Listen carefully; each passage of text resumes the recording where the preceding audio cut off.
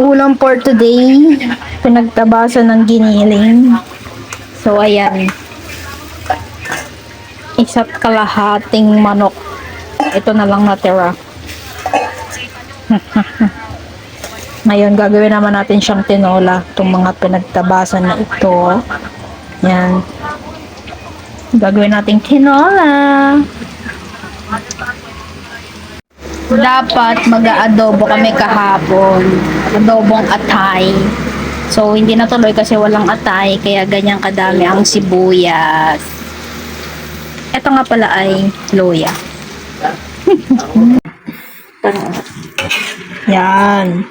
Yan, mga pinagtabasan yan. Yan, yan, yan. Okay na. Alright, ito na po ang ating finished product. Ng pinagtabasan. Kanina kumain na sila, kaya lang hindi ko na-videohan. So, ngayon na lang sa pangalawang kain. Let's go. Ito na po ang tinolang pinagtabasan. Ganit yan. Oh, ano masabi mo? Reviews. Kanina, di ba kumain ka na? Oh. Masarap.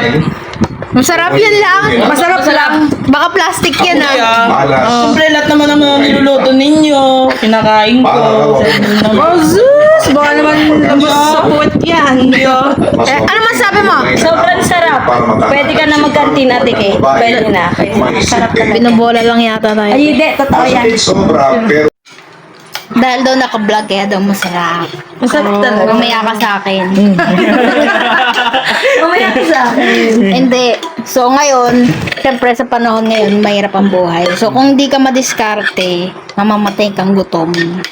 Tama yun. Kaya dapat ang pagiging madiskarte, baon mo habang buhay para kahit saan ka man dalhin ng tadhana, maghirap ka man, kaya mong makasurvive. Sino bang nakaisip nitong pinagtabasan? Ay, Ito. ano yan? Di alam ni ate na mayroong ganito. Thank you. Kasi kung walang ganito, di alam namin kung anong ulam namin. Kanina. Oo. Sabi ko kahit ano na lang iulam natin, may pinagtabasan yung para sa Shanghai. Oh. Adobo daw. Sabi ko, huwag na adobo. Gawin natin tinola. Oh. Yan lang. Bye-bye.